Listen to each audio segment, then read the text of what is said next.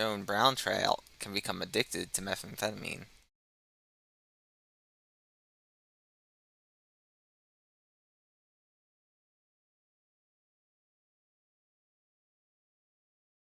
I've never seen that word in my life. We're going to Google. The ability to produce an abundance of offspring or new growth, fertility. Fecundity. Hold on. Fecundity. Say fertility next time. It's an article.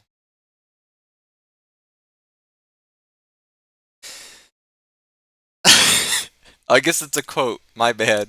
If it's a quote, you gotta leave it. But that's it. That's the end of the article. Other medications will soon be polluting all of our waters and the life that lurks within. It's a brand new era, folks. I do like the trout can be addicted to meth because it's like really completely irrelevant in a way. Like this other fish can be addicted to this other drug.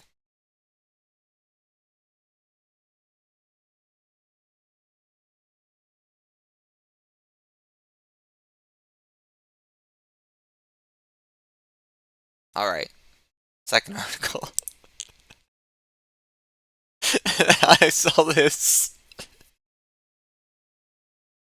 and I was like, "This is great." The headline in the picture it still has me laughing. Ancient Egypt's screaming mummy woman may have died in agony. No fucking shit, you think? You think she might have died in agony? Look at the fucking bitch.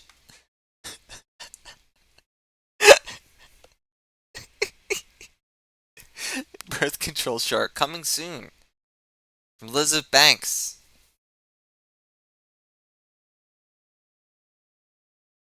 It is a startling image from ancient Egypt. A mummy discovered during a 1935 archaeological expedition at Deir el Bahari near Luxor of a woman with her mouth wide open in what looks like an anguished shriek. Yeah, she doesn't look so good. She's having a great time. Scientists have now an explanation for the screaming woman mummy. Mommy. Screaming mommy. After using CT scans to perform a virtual dissection. What? It turns out she may have died in agony and experienced a rare form of muscular stiffening called a cadaveric spasm that occurs at the moment of death. That sounds horrible. The examination indicated that the woman was about 48 years old when she died, had lived with mild arthritis of the spine, and had lost some teeth. This is why I want to be cremated, by the way, so people can't fucking dig me up and do scans on me and shit.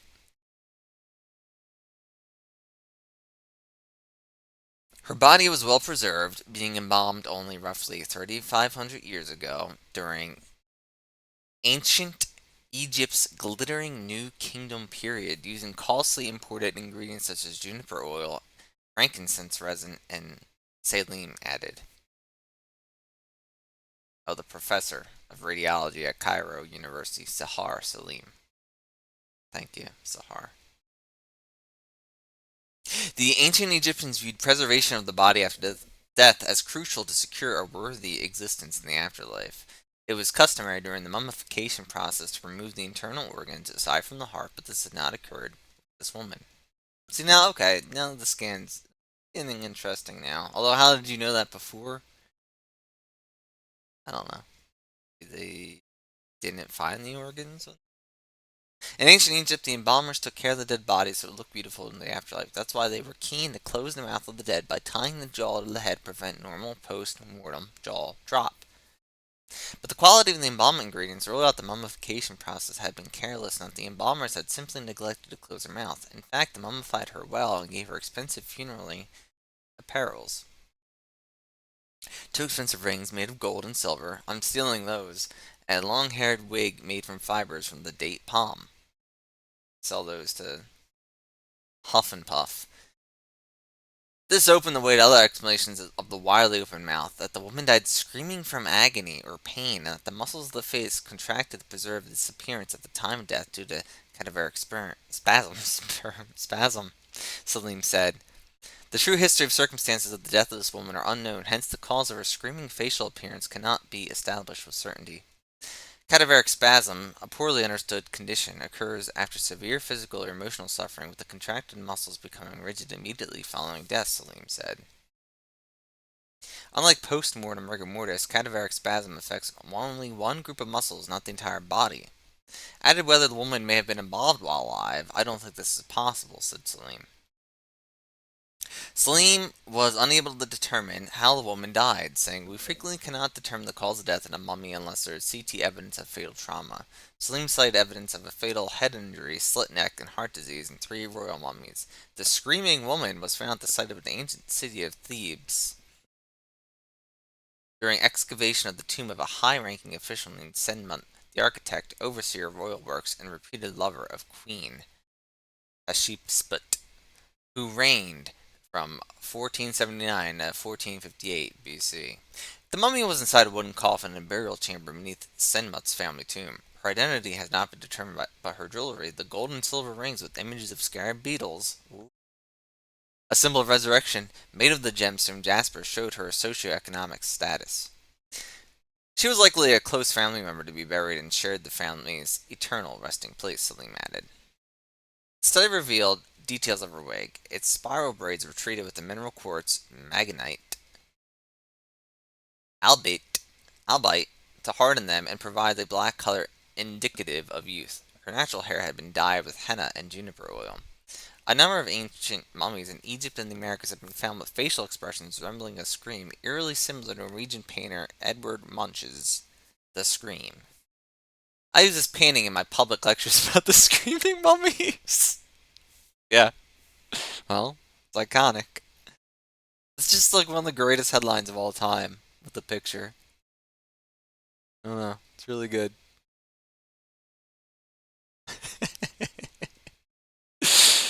All right. Moving on to sports news. This week in sports news, the Phillies let us down. Is that real? Is that real news, Mortis? Breaking news, potentially. Chris Boris has tested his own personal Sonic 2 medallion for demons. EMF meter measurements were inconclusive. He will continue testing with more devices. See, I feel like that could be either real or not. Also, I hope you're feeling better. Yeah, the Yankees creamed the Phillies this week and let us down. Look at that fucking score on Monday: 14-4, then 7-6, and 6-5. Even in extra innings, when the Phillies were winning, they still lost. I thought about doing a breakdown of each game, but I think it's better just to say, come on. And it happened in Philly, too. For those of you who don't know, the Yankees and the Phillies are in separate leagues. So usually they don't play each other. It's pretty rare. Even very rare for them to be in Philly. So, Phillies got their asses kicked. Well, there's a series, yeah. They had to play them 3 times. And then they lost 3 times in a row. Usually baseball has 3 game series, sometimes 2 game series, but usually 3. Baseball's like non-stop. It's like every fucking day. It's coming on tonight. Tonight, the Mariners. Just, you know. Well, that's not how sports works, that's how baseball works. Each sport's different. Baseball, you play the same team a few days in a row.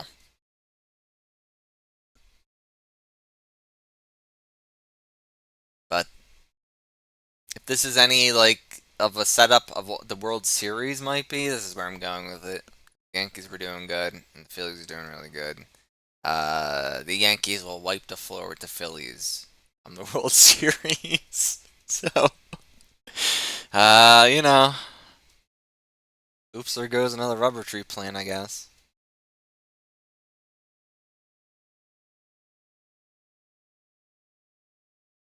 Alright, covered the Phillies. Here we go. Here we go. Today, this week in comic news, and X-Men related. Now, comic news won't always be X-Men related, but if there's good X-Men related shit, it's gonna be X-Men related, folks. This week, I read brand new comic. What if Donald Duck was Wolverine? It's a one-shot comic out now. Now, for the life of me, I cannot remember. There's another one that's coming out. What if Donald Duck was Thor? I ordered that one or this one to actually to come in person as a physical release, but I don't remember offhand. But I saw this one got posted online, and I thought I'd give it a little read, and I quite enjoyed it. It's essentially an Old Man Logan story, but Donald Duck. So it's one of the most violent, mature Wolverine comics adapted into a Disney comic. Mickey Mouse is Hawkeye. The Hulk is in it. He's played by Goofy, but he's a good guy. And then the Red Skull is Pete. And they go and they take down the Red Skull. Donald's living on a farm at the beginning. He has to get convinced to go on the journey. It's kind of it's cute. It reminds me of the old 90s Disney comics. Obviously there's no actual violence or gore or anything in this. It's just a bunch of cute little references to Wolverine. But Donald Duck as Wolverine. Kind of a weird, like, why the fuck did they do this? I don't know. Here's another little panel. I like this. This is classic 90s fucking Disney comic shit. I'm trying to remember what it was called. They used to have. My sister had braces, and I just remember always going to the dentist, tagging along as she was getting work on her braces, right? So I'd just be in the waiting room for the fucking hour or whatever the fuck. And they'd have like the little Disney magazine. They'd have these little comics in it all the time. So I don't know. I don't know if it was just called Disney Magazine or Disney what? Disney Digest? I don't fucking know. But I read them. People are always saying that the Italian or European fucking Disney comics are good. Haven't really read them. I've seen panels over the years. I haven't read them. But this was cute. This is American. I'm a fucking American. You know? Support your country. Support Disney. They need your help more now. Now more than ever. I don't know what this is. I don't know. If you saw this at a fucking supermarket, the comic should be, or your pharmacy, and it was $1.25, I'd say buy it. But for fucking $4 or $5, don't buy it. Don't go out of your way to a fucking comic shop to buy it. Are you out of your fucking mind? Don't do that. All right.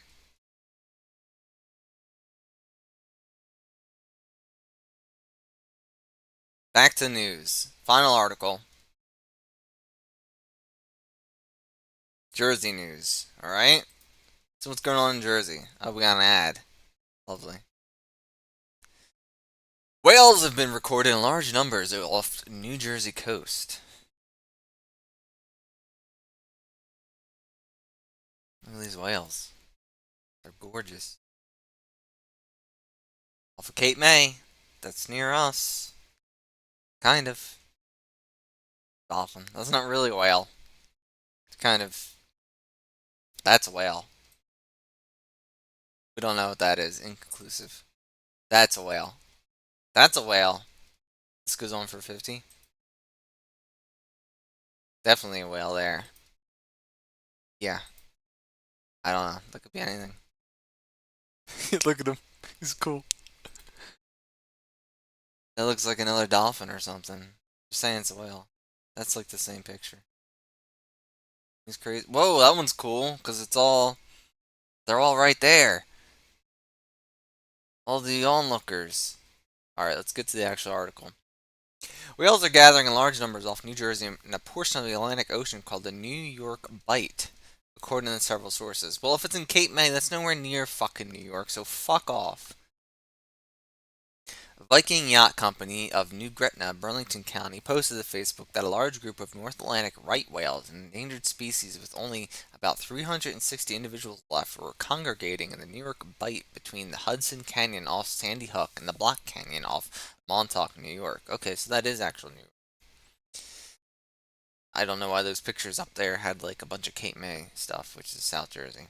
The New York Bight is a triangle area of ocean that stretches between the Jersey Shore and Long Island. NOAA, the National Oceanic and Atmospheric Administration, had used planes to identify the whales present to large amounts of food. Viking Yacht staff wrote on Facebook, "We're advising boaters to be vigilant. If whales are seen, provide a wide berth." Earlier this month, NOAA issued slow zones east of Atlantic City, that's also down south, and southwest of Martha's Vineyard, now it's up north, to protect North Atlantic right whales. So this really is all of Jersey. This is nice that they're covering all of fucking Jersey here. The agency requested boaters travel under 10 knots while inside the zone. The slow zones expired Monday, July 29th. Okay, we're in the clear then, folks. In addition to the right whales, other species of large whales are foraging in the canyons as well.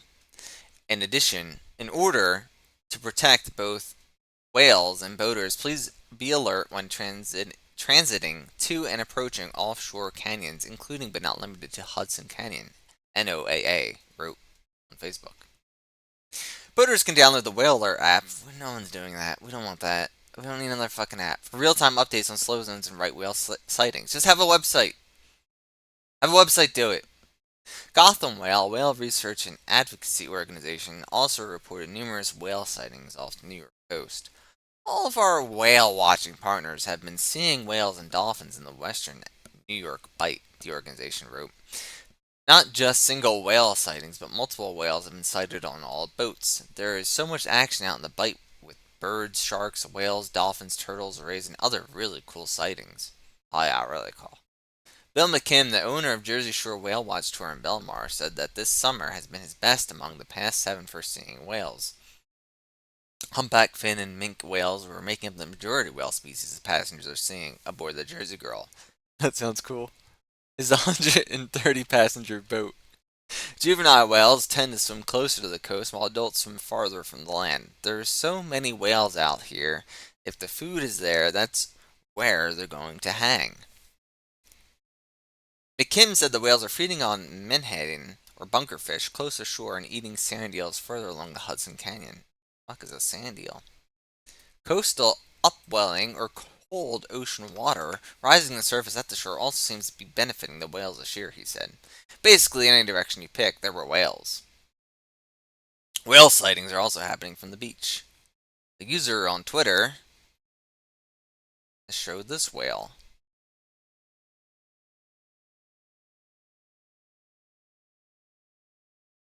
Oh yeah, there it is.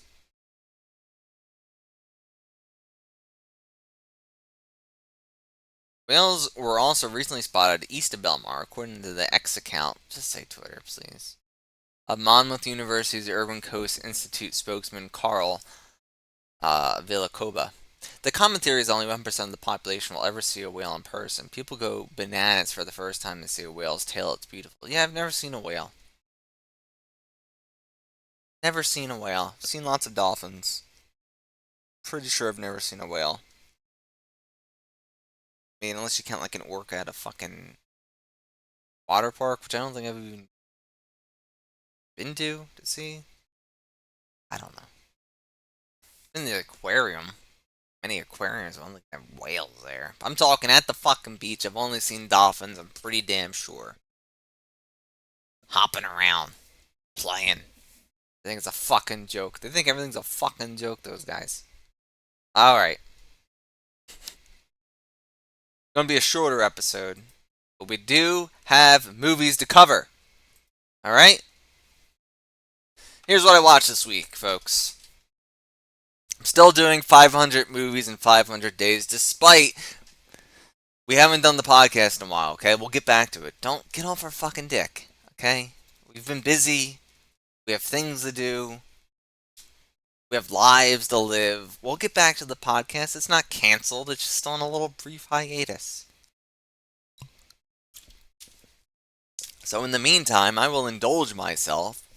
Tell you what I've been watching right here, right now. Start at the bottom here. Captain Red scammed his way in the Gen Con. Good on him. I know he was debating going, so I'm glad he's out there going. Also, I assume we're playing Wednesday, just without Tracy. Everyone loves Mel. MDB showed this. Ernest Borgnine and his two brat grandkids have a giant turtle creature at his farm, and it's like Gamera, but really bad. The turtle even flies at the end. They think it's kind of like a Loch Ness thing, but it's just a big turtle. But it's not even like it's not kaiju size either. It's just like it's like a turtle the size of a like a Rottweiler. It's a big turtle. I mean, it's impressive, but it's not like a fucking. It's not from Skull Island or nothing. It's pretty boring. I gave it a star for Borgnine himself. Uh, Not the worst movie I watched all week though. That's The Brain. We'll get to you, The Brain. I watched Deadpool and Wolverine. Uh, Gave it 2.5 stars. You know, this is one I keep thinking about. I've been thinking about it all week, and I'm thinking, do I give it more stars? Should I go back and change it? Should I make it a 4, or do I go back and do I change it to a fucking 1 or a 2? Because there's a lot I liked about this movie. There's a lot I liked about Deadpool and Wolverine. I won't lie. There's a lot I hated about it, and I don't want to reward the bad behavior. Not that my little fucking review's going to, but in my own mind, you know. It's already making a fucking. Let's see. How much money is.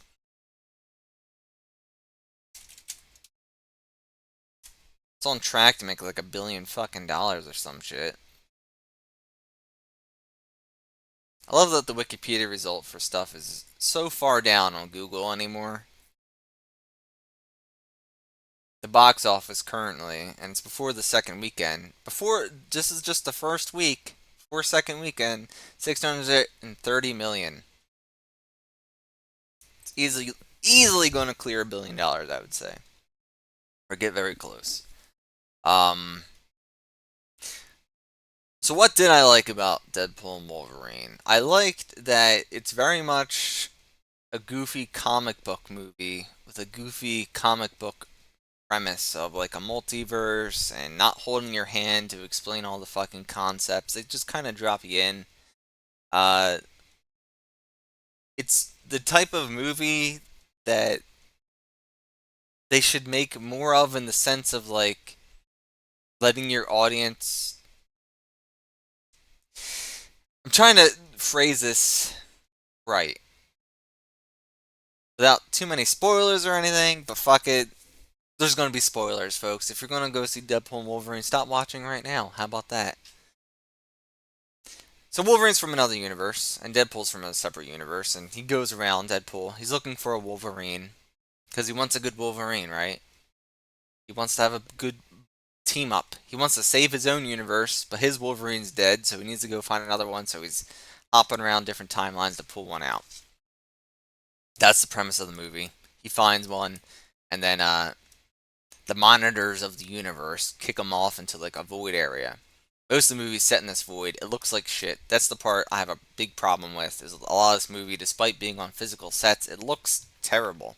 Now I don't know if that's because it wasn't shot on film or what the problem is, but it's lit terribly. It's boring. It does look like a void in a bad way because it's all fucking empty and boring and uninteresting. And when you're spending so much fucking money on a movie, make it look good.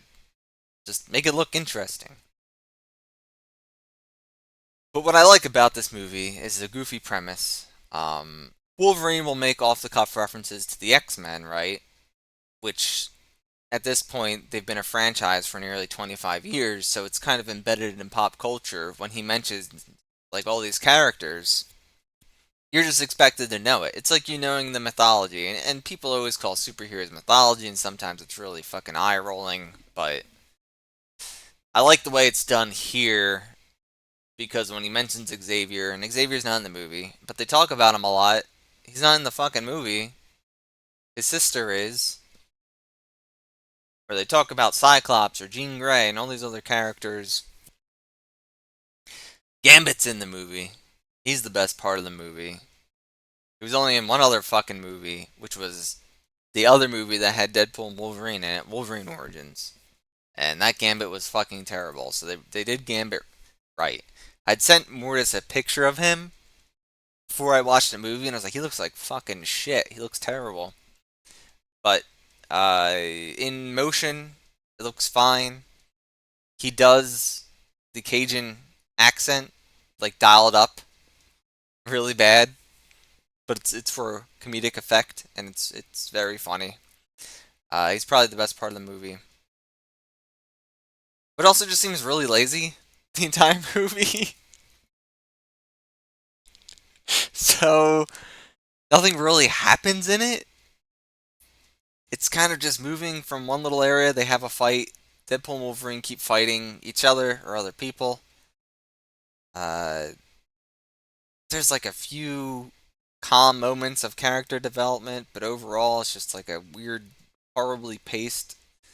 Feels really slow, but quickly paced at the same time. I should look what I actually wrote on Letterboxd real quick.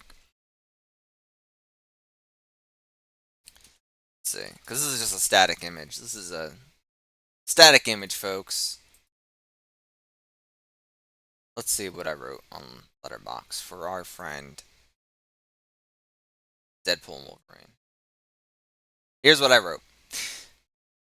It's nice to see them go crazy with the comic book type plot. It's not nice to see them go lazy with the cinematography. I get that they were in a void, but it appearing all lifeless and empty does not make for a good movie. It reminded me of cheap direct-to-video films or Japanese heroes fighting at the quarry in a bad way. Now I like Super Sentai and I like Kamen Rider, but like those are not fucking uh those episodes are not $200 million budget episodes. Okay? Which this movie is. This had the biggest budget of all the Deadpool movies, and it doesn't show it beyond the cameos and music. It's probably the cameos and needle drops that caused all the money and blew the budget. It is not completely devoid of interesting scenes or shots, such as the car fight of Wolverine clawing through a bus. Channing Tatum as Gambit was great, and I realized that the last time Gambit was on screen was also in a movie with Wolverine and Deadpool. I already said that, the Origins movie. The movie feels really long, but at a brisk pace at the same time. I think the cameo team should have been introduced way earlier and let them breathe instead of tossing them away after 10 minutes. So that's another problem is about, I think it's like a 2 hour long or 2.5 hour long movie. And the team of like Blade, Elektra, and Gambit, and X-23, they come in like at the 2/3 point, it feels like. You could have brought them in way earlier, and they're more supporting cast than cameo because it's not just like a super brief scene. But if you're going to go through all that fucking effort and have the really convoluted, goofy plot to have reasoning for these characters to be here, pull them in earlier. What are you doing? There's a whole chunk in the movie they could have cut out just to introduce these characters earlier, and I don't know why they didn't do it. Which is like the first confrontation with uh, what's her name? Cassandra Nova. Is that her fucking name? Xavier's sister that killed 16 million mutants. Yeah. I read that again recently. I didn't know she was going to be the villain. It was like, I guess, way earlier this year. Like, oh, okay. It's that bitch. She's like a wrinkly old bitch in the comics, but in the movie, she's really hot. That's a plus in the movie. If you're already going through the trouble of getting these actors back and coming up with I'm literally speaking and then reading the sentence. My thoughts have remained the same since 5 days ago. Thank God. I think I would like this movie had it come out a few years ago. Also, Wolverine dropping f bombs nonstop was a bit boring. That's a problem. Wolverine is fucking cursing nonstop through the movie in a bad way. It feels out of character for Wolverine in the comics to curse so much, and Wolverine by Hugh Jackman. And I know he's an alternate universe Wolverine, but like, I guess they're going for the edgy factor, but he just says fuck nonstop. And it reminds me of Red Letter Media covered that Vampire Girl movie, and they apparently just say fuck every other sentence too. That's kind of where this goes. Now, I wouldn't mind him cursing, just dial it back a little bit. They say let's fucking go. It's kind of the catchphrase of the movie. They say that a lot, which would be fine. But then Wolverine, if you haven't seen it, watch it. There's a nice camera rip out. Uh, and pay attention to how much he fucking curses, because it's kind of annoying and out of character and feels weird. And I'm not usually like a, oh my god, an out of character guy, but it was off-putting within the movie itself, which is how I like to try and judge things as a per basis movie by itself thing. It seemed, I don't know, just weird. Like trying to make him too cool and taking advantage of it being rated R. You have to watch now. Yeah, well, watch it. I think it's worth watching, especially if you like the X-Men. If you like Hugh Jackman, I say that here. Obviously, watch it if you like the other X-Men movies and Deadpool movies, and if you like Hugh Jackman as Wolverine. Uh, don't watch it with the intention of changing your mind on comic book movies. Like, if you hate comic book movies and you think the MCU is fucking garbage, don't watch it, because it's more of the same fucking shit. I usually don't like them either, but I'm a huge fucking X-Men bitch, so you know my ass is gonna watch it. I can't help myself. They dangle it in front of my fucking eyes, and I snatch at it. That being said, it would be cool if they both came back again. Hopefully, it doesn't take 6 years to do it. Maybe bring on a better director and cinematographer too. Yeah, each Deadpool movie has a different director and cinematographer, and just, I don't know why they got rid of the guy who did the first one. Hmm. Do it, Hooser. Every time he says you'll probably die, so don't make it shots. Just take little sips of your beer, and you better have a lot of them, cause he goes at it. All right, so that was just one movie. That's the second movie I watched. I thought this was gonna be a quick episode. We're not gonna go into crazy amounts of detail here, but I know that's the hot movie of the moment, and I had seen it.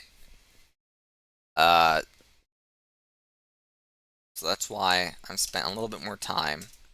And then Morris ain't gonna watch this shit. He ain't gonna watch fucking Deadpool and Wolverine and cover on the podcast. He's gonna tell me to go fuck myself. Alright? Drafty Daffy. Daffy. Drafty Daffy. The World War II picture from the end of World War II. Looney Tunes, Daffy Duck.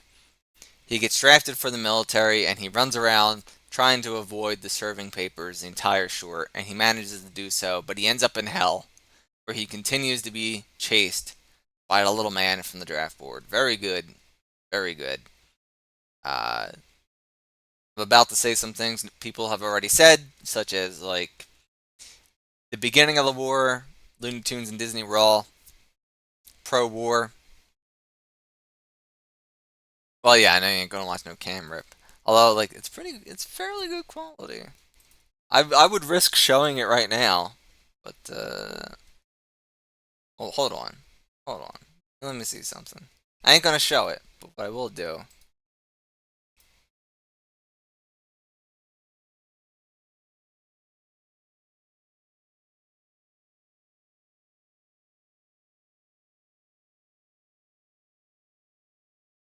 Let me see here.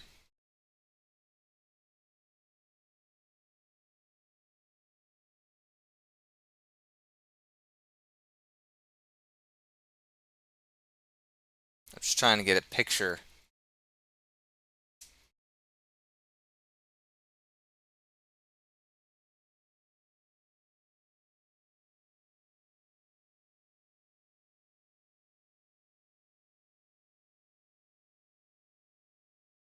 Hold on, folks. Stay calm. All right. I'm seeing a lot of people. I guess as I'm still talking about Deadpool and Wolverine, lose their shit just over this movie. They're saying it's like a disaster to the movie Logan and shit like that. And it's like, it's fucking fine. Just calm down.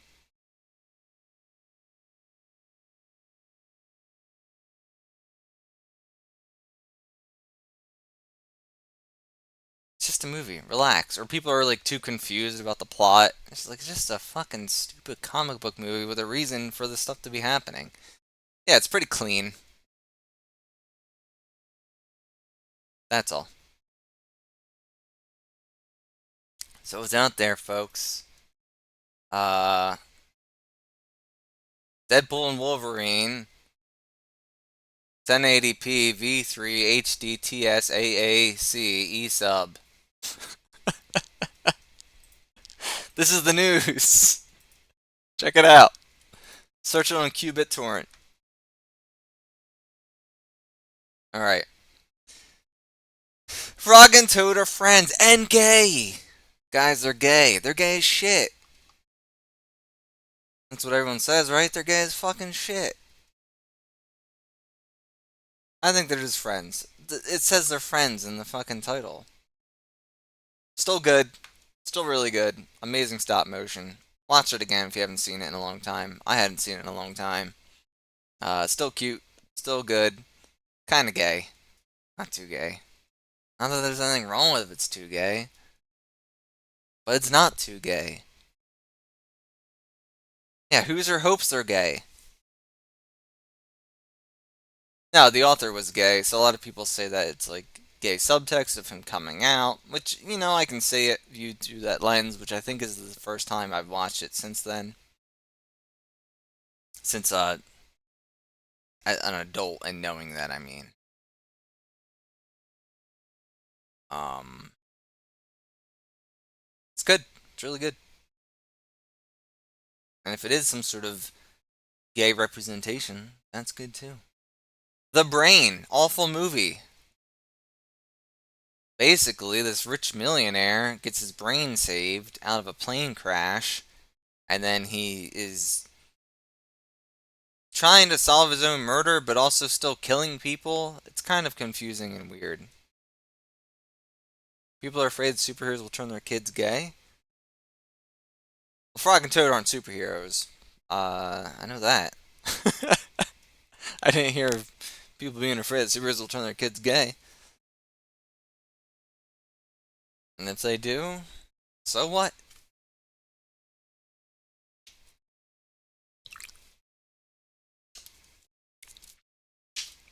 It's not Femboy Arcade Summer, though, this year, or Atari Summer. Very masculine presenting at the moment.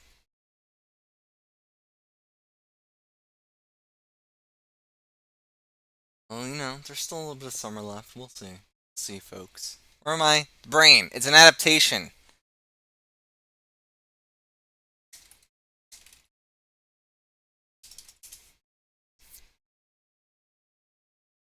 No matter. Yeah. Well,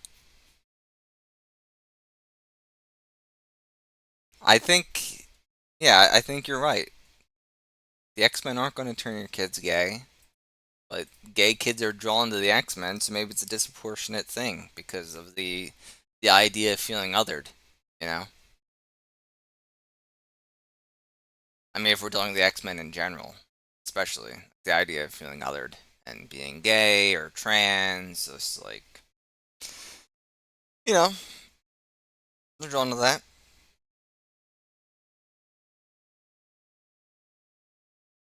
This was a adaptation of Donovan's Brain, and I thought, because everyone always talks about Donovan's Brain, especially Stephen King, they're like, he's fucking loves Donovan's Brain.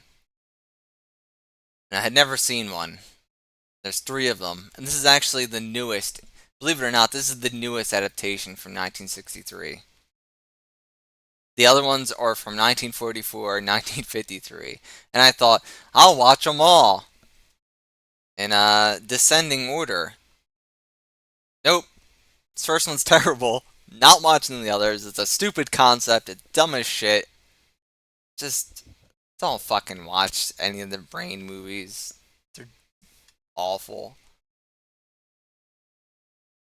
All right, we're moving on. Can I that's probably not. I'll just you guys can see it. I don't need to zoom in and crop and do all this fucking shit. Some guy who kills people. Quite like this one.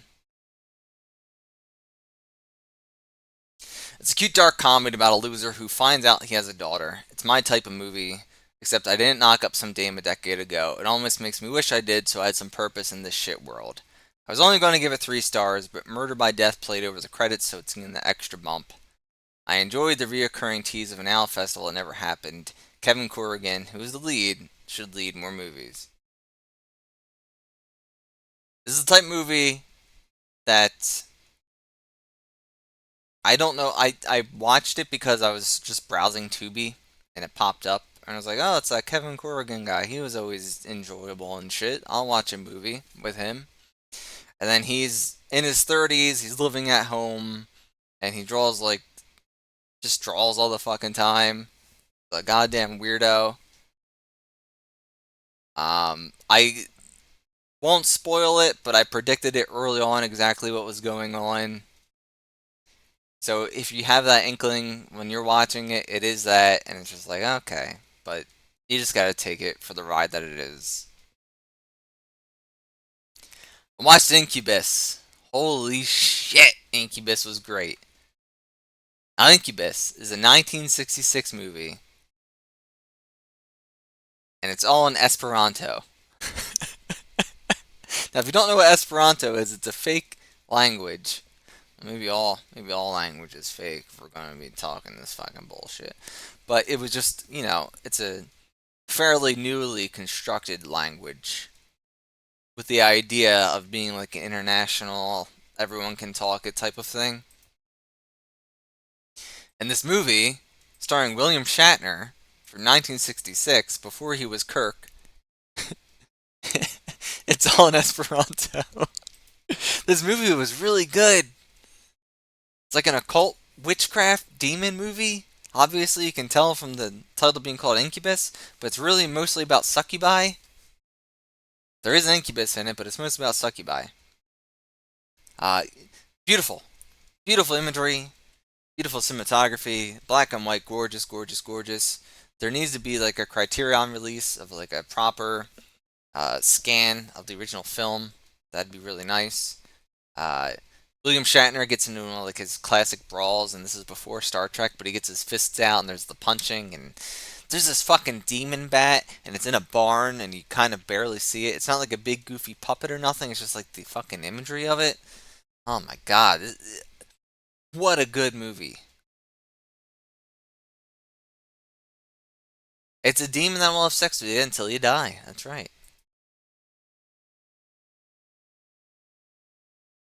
I should you watch Incubus? I think so. If you like old horror movies, it's more of a slow burner, as they call them today. Um,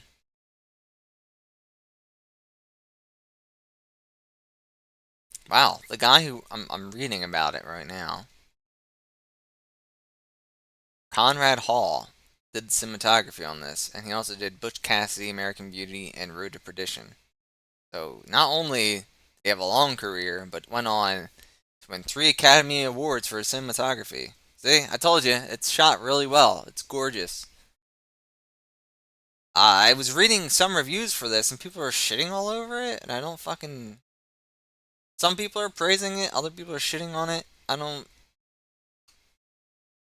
know. Better than Deadpool and Wolverine. If I could recommend one movie here, it's Incubus. Now, Marmalade is Missing is a short. We're about to get to Marmalade is Missing. Marmalade is Missing. Oh boy. Oh boy. Uh, Made for perverts like me. You can go on YouTube and watch it right now. Made for perverts just like me. In fact, I'll just drop a little link here for everyone who's here in the chat right now. Marmalade is Missing. All right, enjoy it. I mean, just we're almost done here. Watch it in a few minutes, okay? Enjoy Marmalade is Missing. It has all the type of women that I like in it.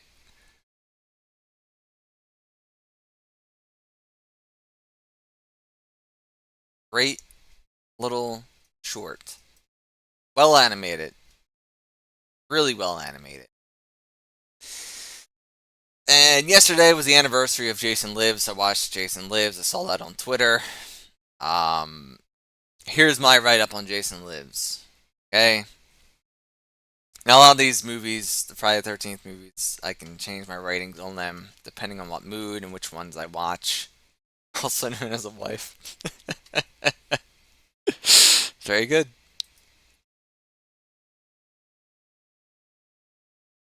Us millennials need to bring back hating our wives and our mother in laws. I mean, I have neither, but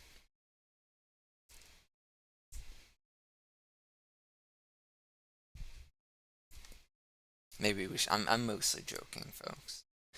Anyway, after 6 movies, Jason finally becomes the undead hulking monster he's known to be in popular culture. I tend to hate on tamer horror movies, but this is probably the easier one to show to your friends due it to be a lighter entry on gore and nudity. There's no nudity at all, actually. A wife? Sex? No way!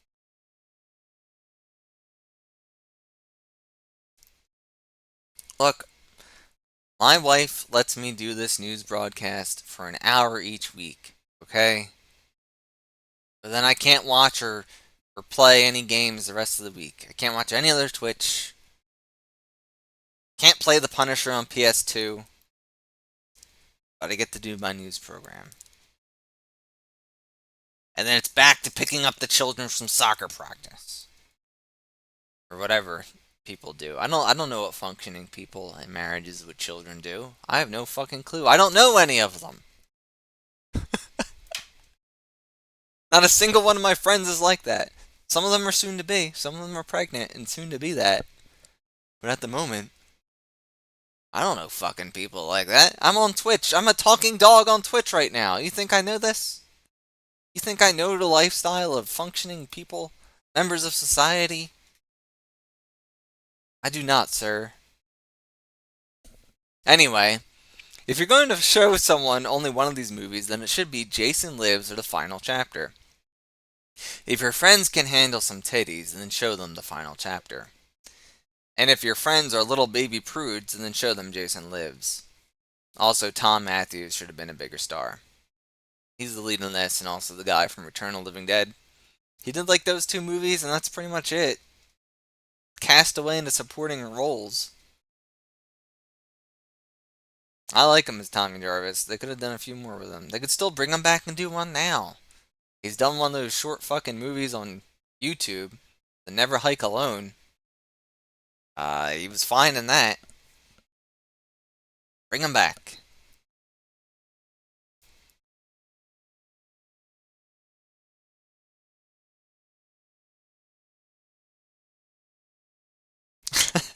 I like what you guys are doing. What's going on in the chat? This is good. Jim Cotta, we watched that last night with MDB. He did his movie night a night early. He usually goes live on Fridays, but he's doing whatever the fuck he has to do, so he did it Thursday. God bless him. We watched Jim Cotta. Now, everyone on Letterboxd for Jim Cotta is like, fucking, this is the worst fucking movie of all time. This is terrible. This is shit. It's really not that bad. Not amazing, but it's really not that fucking bad. I've seen The Brain. That was way worse. There's worse movies out there. Jim Cod is fine. I felt like maybe this would even be bumped up to 2 stars, but I don't know. There was a lot I liked about this movie. The premise is insane. I like that. I like. I thought it was gonna be one of these like gym movies where there's no guns and they're just like not really shooting or doing anything, and they'd come up with every fucking excuse not to fire off a gun. Uh, nope. A lot of gunfights. There's no real gore or anything, but there's like a lot of fucking gunfights. Our main character even picks up a gun without hesitation once he gets his hands on one and shoots someone immediately. And this is early on in the movie. It's not like a turn of heart thing. It's like he grabs and just fucking shoots someone. So I thought it was going to be one of those movies where secret agent doesn't use weapons, uses the power of gym. But no, it's just the guy who also is a gymnast, also likes to blast people. There's a weird tonal shift towards the end of the movie where it turns into like an odd 60s, 70s Italian horror movie. I'm trying to think. Is it Tomb of the Blind Dead?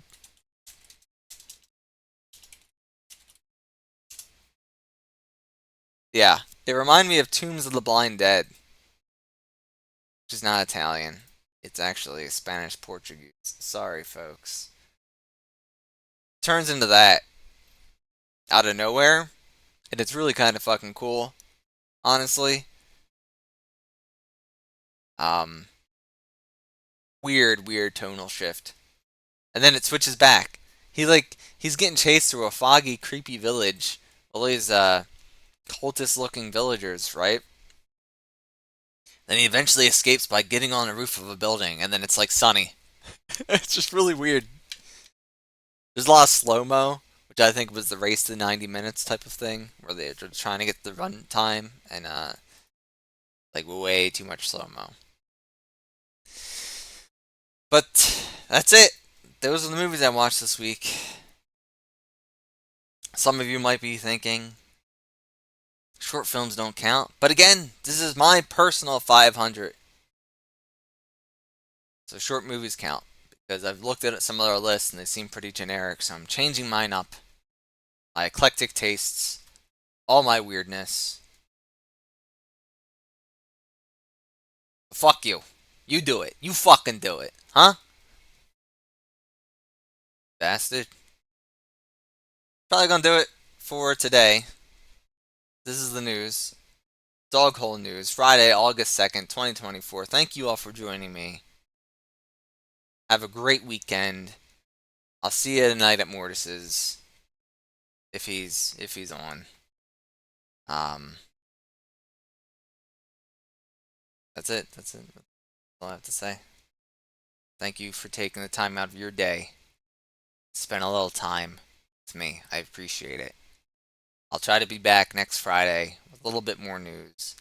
I'm trying to come up with more things that I can actually cover myself, such as these movies and comics, um, and my take on sports.